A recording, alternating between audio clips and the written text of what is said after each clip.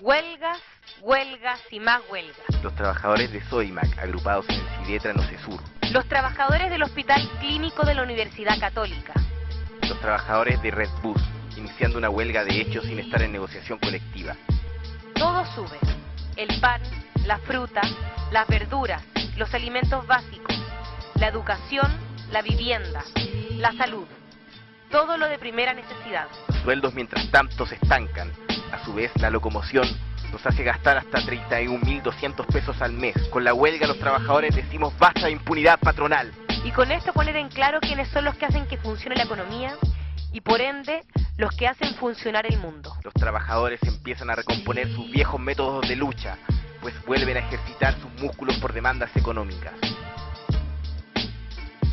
El día 13 de noviembre, los 2.000 trabajadores de Sidetra Nocesur, de la empresa Sodimac, propiedad de Solari, dueño también de Falabella, comenzaron su huelga votada con un 90% de apoyo, movilizándose por sus demandas, reajuste de sueldo de 45.000 pesos y un bono de término de conflicto de 500.000 pesos. El sindicato solo agrupa un 10% de todos los trabajadores, un número menor si lo comparamos al sindicato nacional, que agrupa un tercio de los trabajadores de Sodimac, con un número de 8.000 afiliados a nivel nacional. Lo que se logró fue trabajadores de 30 o más horas, 25.000 pesos. Trabajadores de menos de 30 horas, 10.000 pesos.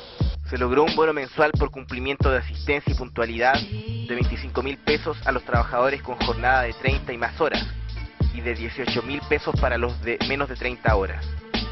La huelga terminó el 19 de noviembre y entre los compañeros movilizados quedó ese gusto amargo de haber podido conseguir mucho más. Los trabajadores y funcionarios de la huelga del Hospital Clínico de la Universidad Católica, desde el día 9 de noviembre declararon su huelga legal, con un número no menor a 1.600 trabajadores movilizados, en su mayoría mujeres, técnicos, administrativos, en donde sus demandas más sentidas eran: aumento de sueldo base, auxiliar, 287.000 pesos. Administrativo, 308.000 pesos. Auxiliar técnico, 308.000 pesos. Administrativo especializado, 330.000 pesos. Secretaria, 356.000 pesos. Pero algo pasó entre las direcciones y los patrones, pues la base no quería que el acuerdo fuera a 4 años. Todo quedó en un 8% más el IPC, al igual que las asignaciones, ya que también serán reajustables acorde al IPC. Lo extraño fue que el último día los dirigentes pasan la propuesta de la gerencia. El 8% se divide durante los 4 años. Muchas compañeras trabajadoras quedaron desilusionadas de sus dirigentes.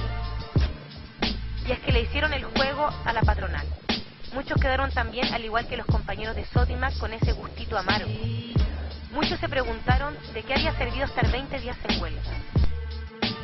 Una vez más, vemos el rol de los dirigentes burócratas que venden las luchas sin informar bien a la base. Llegan casi con la propuesta indefinida. Hasta en su modo de actuar se les notó que ya habían cocinado la negociación. La empresa en todo momento se presentó intransigente ante las demandas de los trabajadores. 2 de noviembre. Algunos trabajadores de base de la empresa Red Bus paralizaron por primera vez de forma ilegal en contra de la precarización laboral. 5 de noviembre. Ante la intransigencia de la patronal, los trabajadores disidentes de los sindicatos 1, 2 y 3 formaron el sindicato número 5 y comenzaron a luchar contra los sueldos de hambre de 250.000 pesos y contra los horarios esclavizantes, en donde ni siquiera pueden ir al baño por cumplir con los recorridos. Contra todo este abuso, los trabajadores del transporte tomaron en sus manos una huelga ilegal. La patronal contraatacó con numerosos despidos, dejando en la calle a más de 300 compañeros. A las direcciones de la CUT no les preocupa llevar la discusión acerca del mal funcionamiento del sistema de transporte a los demás sectores de trabajadores, pues somos nosotros mismos los que ocupamos este servicio. La reincorporación se transformó en una demanda al igual que el aumento salarial a 350.000 pesos. Hubiese sido una movilización efectiva y triunfante si la CUT hubiese hecho un llamado a conductores de otras empresas del Transantiago para fortalecer la movilización. No lo hizo y fue por el camino de crear una mesa de diálogo tripartita para ver las demandas, una mesa que logró solo la reincorporación de algunos compañeros con ofrecimientos individuales. Y el sector más combativo de la lucha fue despedido y a pesar de todo se bajó la huelga. desarrollaban estas huelgas locales, también luchaban los trabajadores del sector público. El Ministerio de Hacienda y la Asociación Nacional de Empleados Fiscales llegaron a un acuerdo de reajuste para los salarios del sector público, de un 5% más bonos. Los empleados públicos estaban pidiendo un reajuste de un 8,5%, mientras que el gobierno había propuesto menos de la mitad de la petición, solo un 4%. El acuerdo se anunció en una conferencia de prensa en que estuvieron el ministro de Hacienda, Felipe Larraín, la ministra del Trabajo, Evelyn Matei, y la presidenta de la CUT, Bárbara Figueroa. La dirección de la CUT no quiso movilizar a pesar de todas las huelgas que estaban en curso. No las unificó y las dejó arrojadas a su propia suerte. No se la jugó de verdad por hacer un llamado efectivo a movilizaciones. No es como comentó Bárbara Figueroa en la conferencia de prensa. Lo más relevante del acuerdo es el instructivo para resguardar la estabilidad laboral de los empleados públicos. Además de reconocer el avance en defensa del empleo público, velaremos por el cumplimiento del protocolo de estabilidad laboral. ¡Mentira! No quisieron que se extendiera la lucha, ni mucho menos van a querer alguna unidad de los demás trabajadores.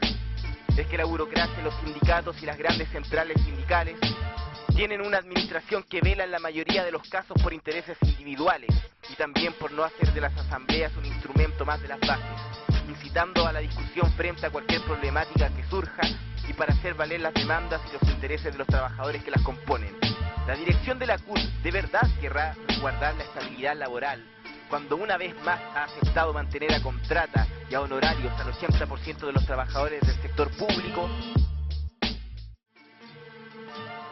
Al naturalizar el trabajo a contrata y a honorarios, pese al acuerdo firmado con el gobierno, este no dudó en continuar con despidos arbitrarios, tal como lo tuvo que denunciar solo unos días después del acuerdo la propia Bárbara Figueroa. De que se formó una mesa efectiva de los 14 gremios y así se terminó más rápido la movilización para no llevarla al Parlamento. Para alcanzar nuestras demandas hace falta refundar la CUT, con democracia directa desde las bases, cuerpos de delegados en cada lugar de trabajo y con una política independiente de toda variante patronal. También los sindicatos podrían servir como herramienta para luchar en conjunto con los estudiantes, a quienes se le viene el alza de los aranceles, y que como hijos de trabajadores, el 2011 dieron una lucha por la gratuidad en la educación. Hipócritamente, las autoridades universitarias justifican estas alzas diciendo que son necesarias para pagar el reajuste de los funcionarios. El gobierno patronal se burla de los trabajadores y estudiantes por igual. Por el paso a planta de los trabajadores a honorario y a contrata. ¡Viva la lucha de los trabajadores! ¡Viva! ¡Viva la unidad obrera estudiantil! Es necesaria la unidad de trabajadores y estudiantes para luchar contra el autoritarismo universitario. ¡Fuerza para los trabajadores de Sodimac! ¡Viva la huelga de Red Bus! ¡Viva! ¡Viva la huelga de los trabajadores del Hospital Clínico de la Universidad Católica! ¡Viva!